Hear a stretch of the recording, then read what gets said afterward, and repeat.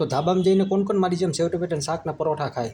તો જો એવું ધાબા સ્ટાઇલ સેવ ટમેટાનું શાક બનાવવા માટે થઈને આપણે ટમેટા, ડુંગળી, લીલું નાળિયેર, લસણ, આદુ, મરચાં અને ધાણાભાજી લઈ લીધા અને આને આપણે ગ્રાઇન્ડરમાં નાખીને મસ્ત મજાની આ ટાઈપની એક પેસ્ટ બનાવી લઈશું.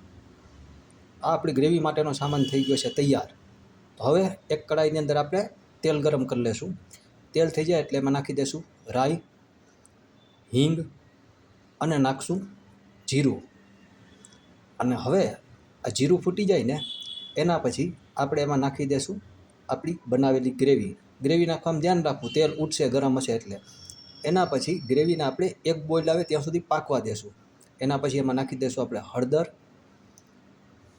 મરચાંની ભૂકી, ધાણા જીરું અને ગરમ મસાલો અને સ્વાદ પ્રમાણે નાખી દઈશું મીઠું અને સેજ અમથી નાખશું ખાંડ.